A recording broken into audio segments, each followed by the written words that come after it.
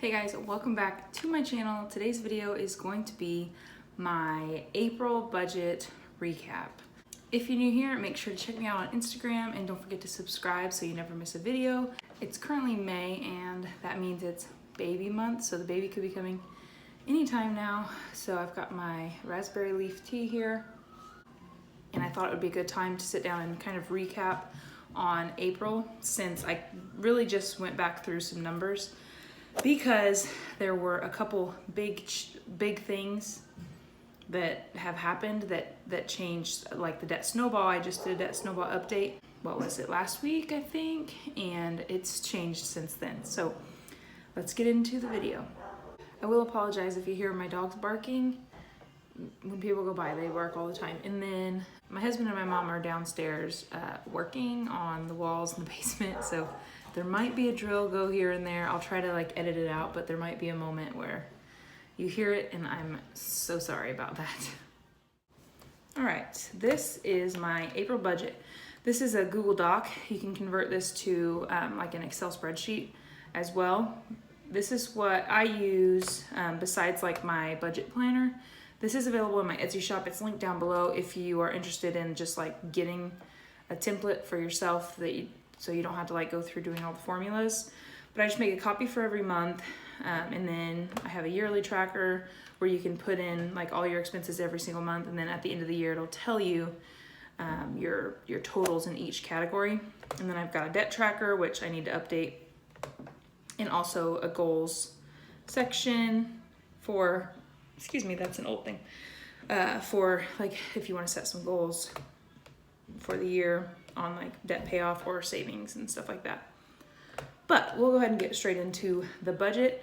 I already, talk about the budgeted section at the beginning of the month. So we're going to talk about our actual and our remaining columns for the most part. If you look here, we have our income is right on exactly what we expected it to be for our regular income. And then FSA is the same. I don't know if I've talked about it in a while, but our FSA is for daycare. So it's just a flex spending account. We pay the daycare and then we file a claim, and that's how you get that money to go into your account. For us, the flex spending account is pre-taxed, so it saves us a little bit. So yeah, if that's something you're interested in, you just would check in with your employer to see if you have that benefit. But we do have extra income. So we did not budget for any extra income, but we ended up getting $3,550 in extra income, and $150 of that was just kind of from some side stuff, just random. That's just the total of the side income. And then $3,400 of that was from the stimulus check. And you'll see later where that money went. So total actual income, $9,880.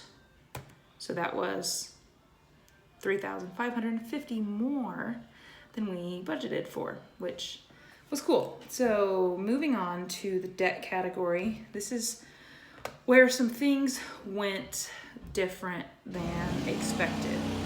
Sorry if you hear that drilling, I'm just gonna go straight through it, so I'll just try to talk louder. But everything was the same as normal, except for Jay's birth we still haven't paid because I don't know if those people are working. They hopefully should be back to work this next month, but we'll see. We'll try to get caught up on that. That is a very, very, very small debt, so I'm not super concerned about that not being paid the last couple months, but we'll get to it eventually. All these student loans were paid normally, and then if you look down here at the baby number 3, that gets paid $250 a month. That was normal, but you'll see our $466 payment did not get paid. So this is something that's direct debited out of the bank account, and I checked the bank account and stuff.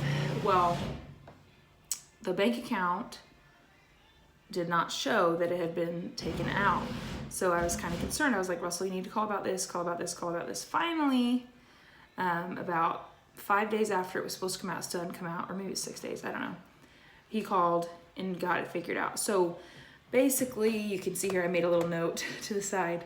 Russell called about it, And the payment, basically, since COVID is affecting, you know, a lot of people's income and expense, you know, what they can pay, a lot of student loan companies and stuff like that, or servicers, are putting people's loans in forbearance like straight away, or just doing weird things. So they considered the payment made.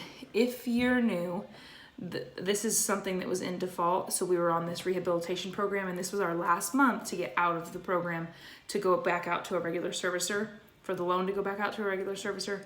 So this was a big deal. This was a big payment. We're like, we want to make the payment, please. Like, yeah. So they said the payment was considered made, even though they're not direct debiting it out of the account, and our transition period has began. So I'll have another video about that. But that was a big change in our budget that was not foreseen, but it's a good thing. So that's $466 is going somewhere else, which you'll see later. Now we're on to expenses. So rent, right on $750, daycare $800. That's the same. Dance, it was a little bit lower, $1050, lower than the month before. We're online now, so it's a little different than normal. So that'll go back up, I think, next month. iCloud, $5. The gym, only one of our gym memberships came out because the other gym is not, they're like have everybody's accounts on hold. I don't know why this gym doesn't do the same thing, because it's not like we can go there, we don't have a choice. But we still got charged for that. So we saved $75.88 in that category.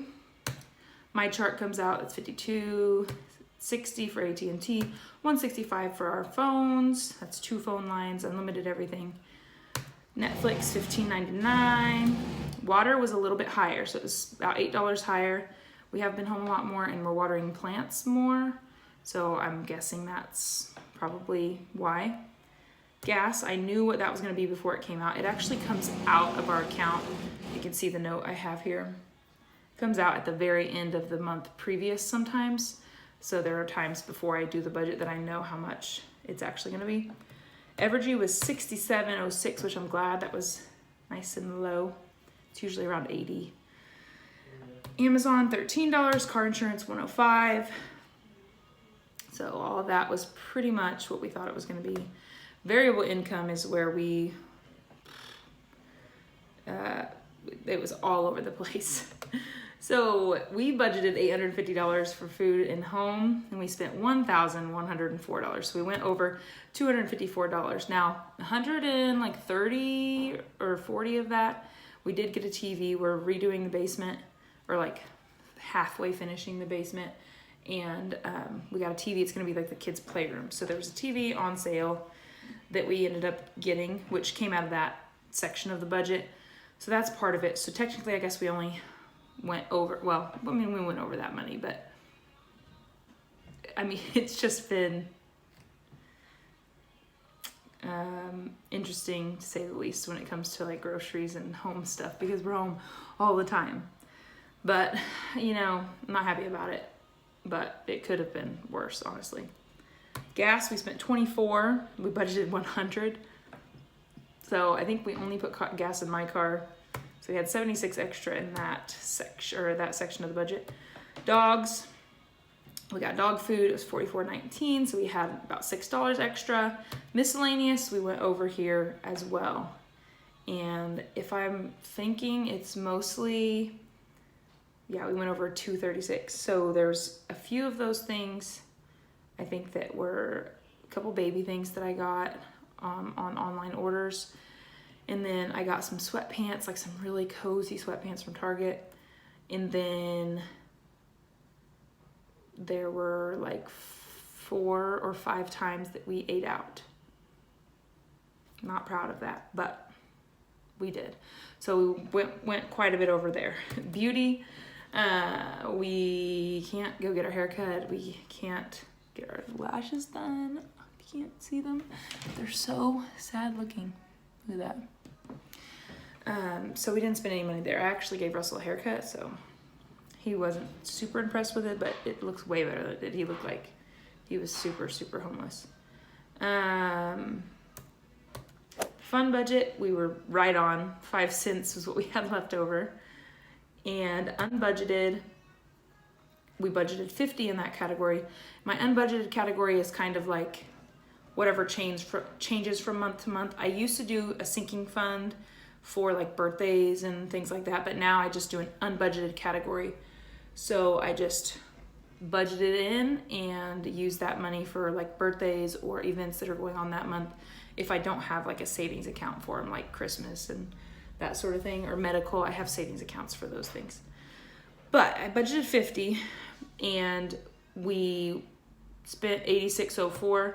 So with Mara's birthday, we went over the $50 by like $10. But then also we forgot to cancel the ABC Mouse subscription that we got.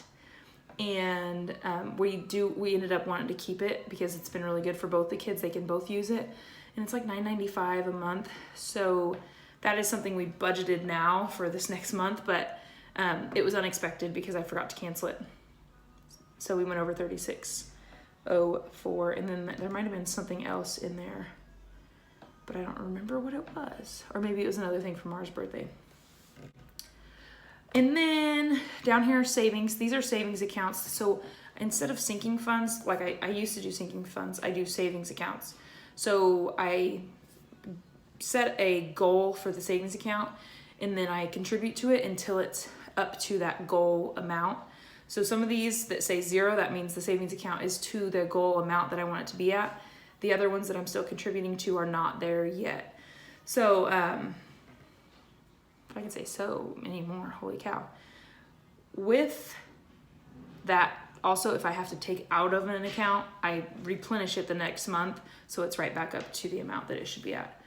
We did not put anything in kids or family, but we did put 50 in medical, so we're not contributing to medical anymore unless we have to take out of medical. And then we put 100 to the slush fund, which it was for a camera, but now since things have changed and we're trying to get some stuff for the basement since it's getting finished, we're gonna use the slush money for that first before the camera thing, because the camera's not really a necessity. Christmas, $100. If you don't save for Christmas all year long, I highly recommend, even if you can do $25 a month or $50 a month, I would love to get to like $150 a month, because then let's just say you put 100 in a month, then that's like it's as if you spent $100 every single month for Christmas, and then at Christmas you have all your stuff ready. But you have the lump sum actually, like when it's time to go Christmas shopping. But I think that is like the best thing we have done. We started it 6 months before Christmas last year, and it was like we were not stressed about Christmas at all like we have been in years past. And then if you see here in the emergency fund, usually that says 0. We budgeted 0, and I put the $466 in there because if you can see my notes here, I said put in to keep safe, needs to still come out. That was before Russell had called to figure out what was going on. And then I have another update. Once we figured it out, the update due to COVID-19 payment was considered made. This money is now part of our debt snowball. So when I did our debt snowball video, this was not in here, and we had not added that into the debt snowball. So you can see that there's our total expenses, our total debt snowball, what it was supposed to be based off of those numbers, and then the actual snowball that I put in. So I put in the $3,400 from the stimulus. So our stimulus check went straight into our debt snowball. And then we had $480 of our actual snowball left over from our budget. And that was what the first update was before. Now, adding in the $466, you'll see over here I have a new debt snowball. Our new debt snowball is $4,346. And with that, it is all in our emergency savings right now. Probably at the end of May, I think, with all the COVID-19 stuff, I just wanted to keep it all. If you haven't watched the videos of what I'm doing with my debt snowball right now, go back and watch them. But basically that money is all sitting in emergency savings, and when, you know, our lives go kind of back to normal, then I'm gonna take all of that money and put it toward a debt snowball, which will mean the Trailblazer will be paid off plus some, which is super, super cool. So that is our recap for April. Not the best, but you know, I'm trying to be real. I'm trying to tell you, like, you know, exactly what's going on and show you that it, you know, you're not perfect. I'm not perfect. And budgeting, even if you happen to mess up your budget, just doing a budget and trying to stick to numbers is better than not doing anything and just going willy-nilly like crazy. So I am super excited for this next month. Hopefully we'll be able to take all of our whole debt snowball for the last few months and put it towards the Trailblazer, pay that off, and then we'll be able to put another big chunk towards our next step in our debt snowball. If you like this video, make sure you give it a thumbs up. If you were interested in that Google Doc, then go check out my Etsy account. It is linked down below, and we will see you next time.